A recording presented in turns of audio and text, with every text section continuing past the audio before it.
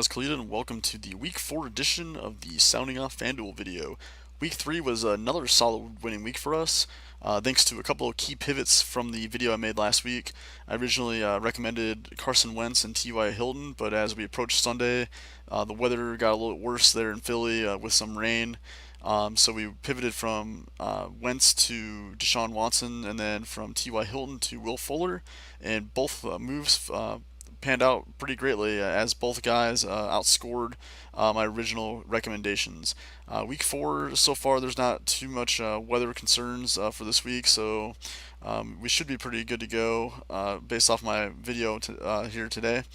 But always keep an eye on that weather, and also keep an eye on the comments on the video after we post it, just in case anything changes, any injury news or any weather changes, just so be sure to keep an eye out on that. With that being said, let's go ahead and just jump it right into my Week 4 recommendations. All right, let's begin with the quarterback position here. At the top, FanDuel has Drew Brees as their top priced quarterback for Week 4 on the main slate at $8,700. I'm really just not a fan of Drew Brees. I mentioned in the past that he does have some home road splits, or extreme home road splits. I didn't mind him last week in Atlanta since that game is indoors, but now that we're going outdoors, that's when we really start to see Brees kind of drop off a little bit on that natural grass. I wouldn't be surprised if Tom Brady has a big bounce back week. I by no means think that he's done. I still think there's plenty left in the tank, and the Patriots are favored by 7 points at home this week against Miami, and I could really see him coming back in a big way this week. But I'm still not going to use him in my cash games. I don't think either though.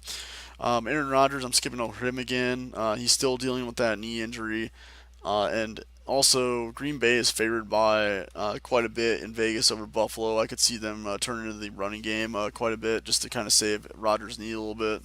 And I don't see Buffalo going 2 weeks in a row, stunning, or going on the road 2 weeks in a row and stunning a much better team like they did the Vikings last week. I think the Packers do take care of business here at home.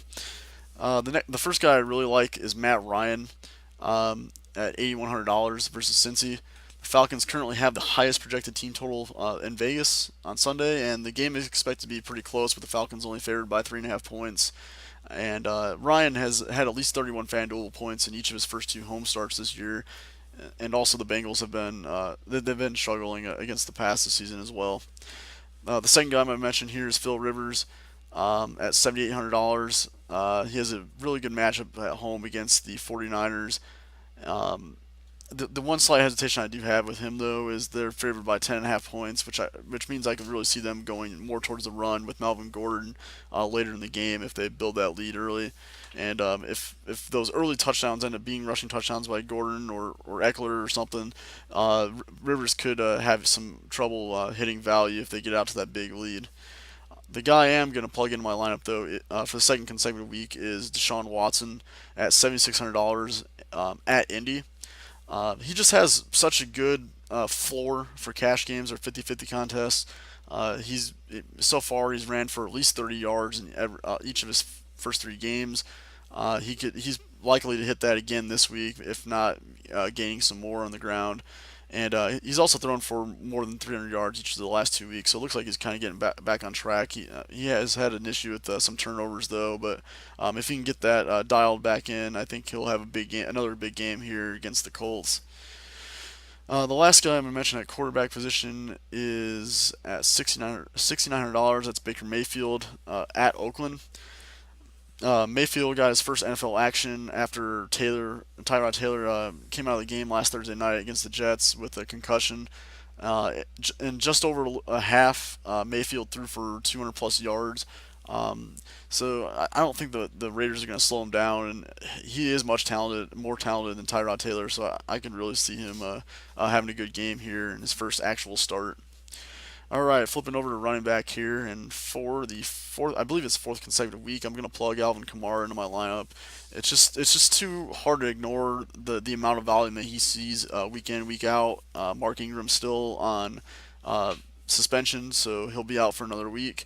So Alvin Kamara is gonna see all the touches he can handle. He'll likely get between 25 and 30 again. He's heavily involved in the passing game, which I really like as well. So he's definitely a safe play for 50-50s. If you want to drop down a little bit, you can go to Melvin Gordon. If you want to save a few $100s and want to spend up somewhere else, that's fine too. As I mentioned, with the Chargers being heavy favorites at home, Gordon could get a few additional touches in this game. I'm going to skip over Elliott, and then I'm going to go to Saquon Barkley. $8,000. I think that's a pretty good value for the amount of touches he's seen so far. He's had at least 20 touches in each of his first three NFL games, and he's been heavily involved in the passing game as well. That's a good sign in case the Giants do fall behind the Saints. You can still count on Barkley to have a pretty good game since he's going to get some receptions back there. The third guy I'm gonna look at here, and he's actually gonna be my flex this week, is gonna be Gio Bernard. So Joe Mixon's expected to miss another game this week, and the Falcons have really struggled against opposing running backs that can catch the ball pretty well out of the backfield. In fact, they've allowed the most receiving yards to opposing running backs so far this season. And with this being a high-scoring shootout game, I think he's definitely a safe spot. And he actually had 9 targets last week while filling in for Joe Mixon, so that's also a good sign. Another value guy I just want to throw out there. I don't think I'm going to put him on my cash games, but maybe for tournaments, I think he might be pretty sneaky, is Sony Michel, the rookie for the Patriots. So his arrow is kind of trending up over the last 2 weeks. He's led this backfield in touches in each of the last 2 weeks, and Burkhead has been placed on IR, so there's no question. I think that he's going to be leading the early down work here, and with them being favored by 7 points, if that holds true, I really think he can see 20 plus carries and might be able to find his first touchdown of his NFL career as well. All right, so switching over to wide receiver. I would really love to get Michael Thomas or Hopkins or Julio Jones or AJ Green, assuming that he's suiting up this week. But the reality is, we're probably not going to be able to afford any of those guys this week with our lineup if we go the Kamara Barkley route. So with that being said, the first guy I'm going to talk about is going to be Jarvis Landry at only $7,000. With Baker Mayfield now starting, I think that makes his floor even safer than what it was with Tyrod Taylor. So I think $7,000 is too cheap for him to pass on. He's got a really good matchup against the Raiders. Their slot corner Leon Hall is not that great of a slot cornerback, so he should have a decent game here. He should see 10 plus targets. And if he scores a touchdown, that's a bonus. But if he gets 10 receptions and 100 yards, that'll be a good floor for our cash games for sure. Dropping down a little bit more. Let's see here. Allen Robinson again. I know he didn't do quite as much as we wanted to in our lineup last week, but he still did see 7 targets, and he should see a decent amount this week as well. He's got a fantastic matchup as well against Brett Grimes. Who he's expected to see most of his routes against this week. Grimes ranks 99th out of 107 cornerbacks that are graded by Pro Football Focus, so that's a pretty good sign for us if we want to plug him in there. Another guy who's really seen his arrow trending up is Calvin Ridley. He absolutely exploded last week against the Saints with 146 yards and 3 touchdowns. He's had at least 5 targets in each of the last 2 games, and it's now clear that he is the second favorite target to Matt Ryan behind Julio Jones. And with this being a high-scoring game, I think he's primed for another decent game this week. The next guy I'm going to plug into my lineup here is just $100 cheaper here at $6,200, Sterling Shepard.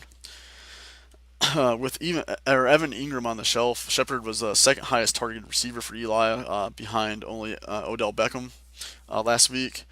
I think Beckham's going to have a tough time with Lattimore. I know Lattimore hasn't got out to a good start as he did last season. He was a top 5 cornerback last year in the league. I mentioned that a couple times already in my videos. I think Beckham's going to have an okay game, but I think Shepard's going to have a decent game. When you account for the increase in targets with Ingram out and the difficulty of Beckham's matchup with Lattimore, and Shepard has a great matchup against his individual cornerback. So the Saints just placed Patrick Robinson on IR, and he was the league's best cornerback or slot cornerback from this year all the way to the beginning of the last year. And now they're going to be putting PJ Williams in that spot, and he's just not nearly as good as Robinson. So that's a good plus for Sterling Shepard this week. The third receiver I'm going to plug in my lineup this week is going to be Kenny Galladay for the Lions. Um, he's a second-year receiver. He had his up and downs last year. I mean, he had a really big first week in 2017, but then he was kind of banged up and had trouble staying on the field. But through the first three games, he's actually seen more red zone targets than Golden Tate. I know Golden Tate has more overall targets, but the red zone targets are really where he can separate himself. And at $5,800, his production so far through the first 3 weeks does not match that salary. It's too low in my opinion. He's had at least five receptions and 50 yards in all 3 games, and has scored a touchdown in 2 of the 3 games.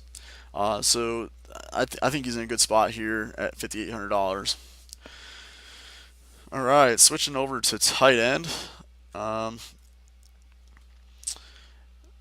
I mean, you can I don't know. Like I said in the past, I mean, I don't mind. I mean, Gronk's by far the best tight end in the league, but I just can't justify paying $8,100 for him at all. I mean, he could score a touchdown this. I mean, he's likely to score a touchdown this week, but if you plug him in here, or if you plug him in before plugging in anyone else, you really strapping yourself at other positions. And I'd rather go value route here and then spend up at wide receiver a little bit more, or spend up at running back than spending up at tight end.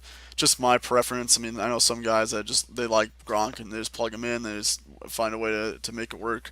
But I just kind of like to pay down here. The guy I'm looking at again for the second consecutive week is Eric Ebron. It sounds like Doyle's going to miss another week. Ebron, he had a couple drops last week, but and it took him a while to get going as well. But he did get some garbage time points late in the game last week against the Eagles, and he also had I believe 11 targets, or maybe it was 9 targets, 11 targets too, which is quite a bit.